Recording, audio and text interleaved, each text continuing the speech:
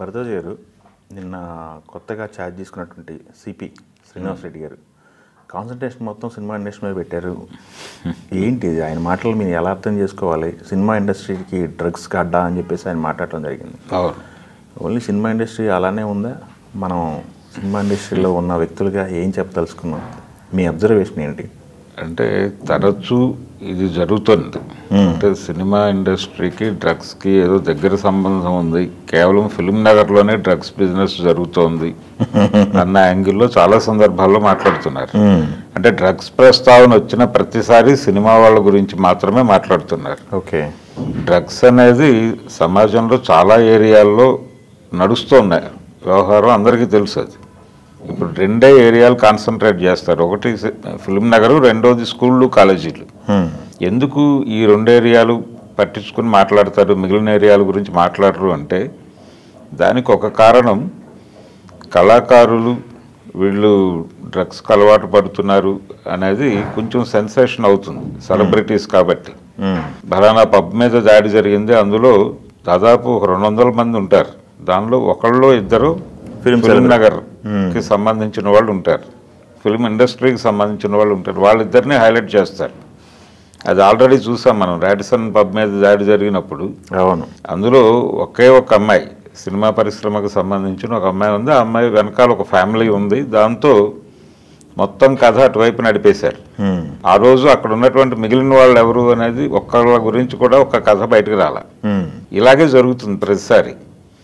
ఇక్కడ అంటే cinema industry celebrities వీళ్ళు డ్రగ్స్కి అలవాటు పడుతున్నారు అని చెప్పడం ద్వారా న్యూస్ అమ్మచ్చు, అలాగే దాన్ని సెన్సేషనలైజ్ చేయొచ్చు.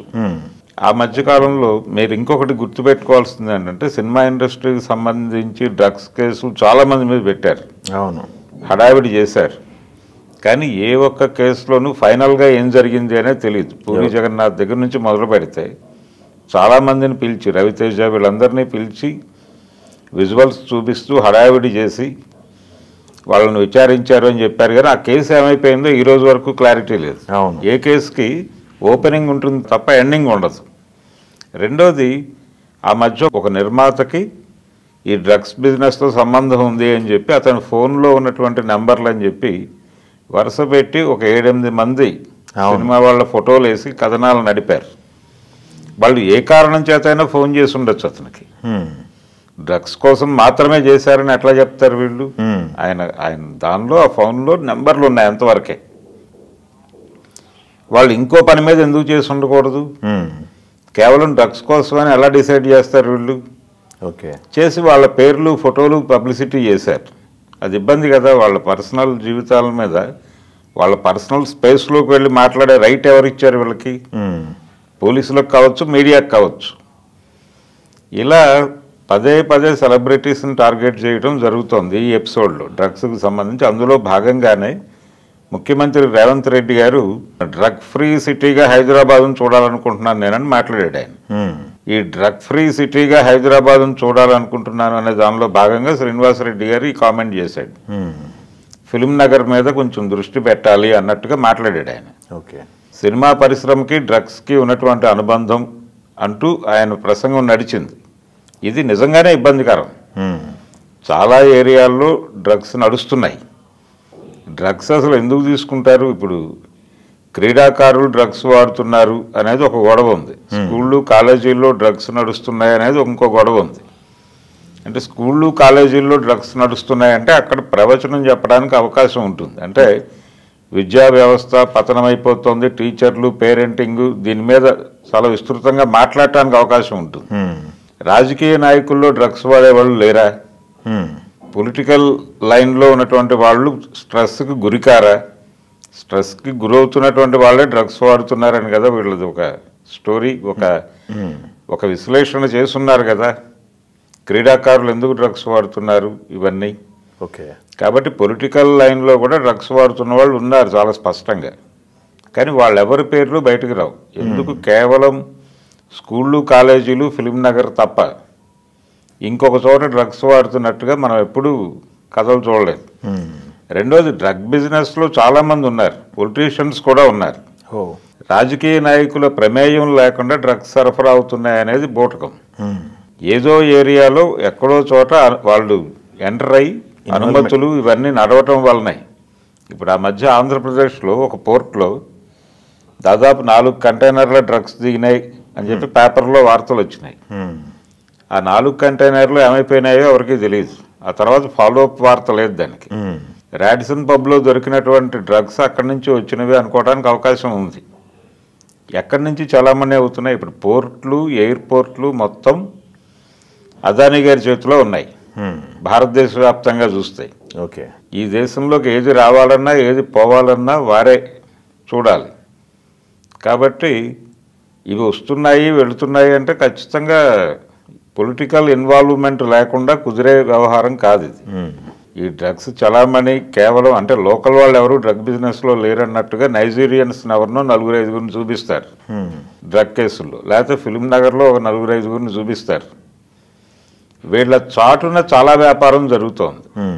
దాని గురించి కూడా మాట్లాడితే అప్పుడు డ్రగ్ ఫ్రీ సిటీ హైదరాబాద్ అనేది వాళ్ళ కళ నెరవేరుతుంది.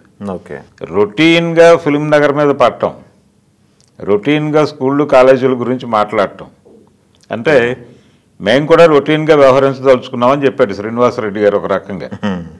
అంతకు మించి వెళ్లే మూడ్లో వాళ్ళు ఉన్నట్టుగా కనిపించట్లేదు.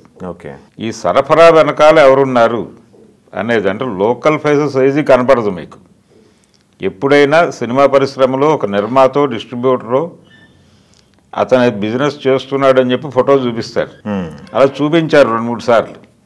వాళ్ళ ఫోన్లో ఉన్నటువంటి కాల్ డేటాలో ఉన్నటువంటి పేర్లు వాళ్ళ ఫోటోలు బయటకు ఎక్స్పోజ్ చేయకూడదు కానీ చేస్తున్నారు. అది కూడా తప్పే. ఇలా ఫిలిం నగర్ అనేసరికి టేక్ ఇట్ గ్రాంటెడ్గా దూసుకుని వెళ్ళిపోతున్నారు వీళ్ళు. డ్రగ్స్ సినిమా అదొకటను. ఇంకొకటి అండి, ఎప్పుడైతే ఈ డ్రగ్స్ సినిమా వాళ్ళ ఇష్యూ అనేది తెర మీదకి ఎప్పుడు వస్తుందంటే పొలిటికల్గా ఏదో పెద్ద ప్రకంపనలు వచ్చినప్పుడు దాన్ని డైవర్ట్ చేయడానికి అవును డైవర్షన్ న్యూస్ కింద వాడుతున్నారని ఒక నానుడు ఉంది. అవును, అది ఎంతవరకు నిజమంటారు? అది కూడా వాస్తవమే. ఇప్పుడు గతంలో పూరి జగన్నాథ్ వ్యవహారం జరిగినప్పుడు, రవితేజ ఎపిసోడ్ జరిగినప్పుడు ప్రతి సందర్భంలోనూ ఒక రాజకీయంగా ఒక అంటే ఆ న్యూస్ని పొలిటికల్ ఇష్యూని డైవర్ట్ చేయడానికి ఒక బిగ్ పొలిటికల్ ఇష్యూ నడుస్తున్నప్పుడు ప్రజల దృష్టిని మళ్లించడానికి ఈ డ్రగ్స్ వ్యవహారాన్ని తెర మీద తీసుకురావడం అనేది జరుగుతోంది. సినిమా వాళ్ళు డ్రగ్స్ ఈ సినిమా వాళ్ళు డ్రగ్స్ అనేది పదే మాట్లాడటం మీద నిజానికి ఇండస్ట్రీ నుంచి కూడా ఒక నిరసన తెలియజేయాల్సిన అవసరం ఉంది. ఇండస్ట్రీలో ఉన్నటువంటి 24 క్రాఫ్ట్స్కి సంబంధించిన వాళ్ళు కొంచెం సీరియస్గా దీన్ని పట్టించుకుని ఎందుకు పదే మమ్మల్ని టార్గెట్ చేస్తున్నారు, మిగిలిన వృత్తుల మీద ఎందుకు కేంద్రీకరించడం లేదు అనే దాని మీద ఒక సీరియస్ ఫైట్ చేయాల్సినటువంటి అవసరం అయితే బలంగా ఉంది.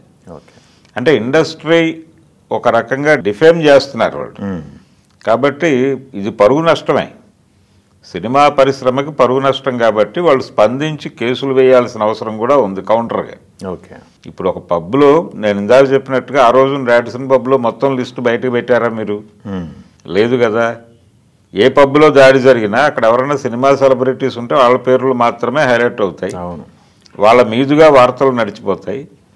మిగిలిన వాళ్ళు ఎవరు ఏమిటి, వాళ్ళు ఎందుకు వచ్చారు, మీరు అసలు పర్మిషన్లు ఎందుకు ఇస్తున్నారు, డ్రగ్స్ అక్కడ దాకా ఎలా చేరుతున్నాయి, ఎవరు పంపిణీ చేస్తున్నారు, దీని నెట్వర్క్ ఏమిటి, దీని మీద ఎప్పుడైనా దృష్టి పెట్టారా? దీనిలో పోలీసుల హస్తం కూడా ఉండుండొచ్చు కదా.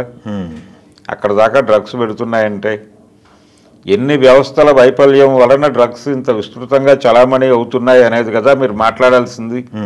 సినిమా వాళ్ళు మాత్రమే డ్రగ్స్ గాలిలో నుంచి పుట్టించి వాళ్ళు వాడి ఊళ్ళో వాళ్ళకి పంచరు కదా. దీని మీద మాట్లాడాలి. ఓకే, దీని మీద ఇండస్ట్రీ రియాక్ట్ అవ్వాలి ఇన్ టోటల్.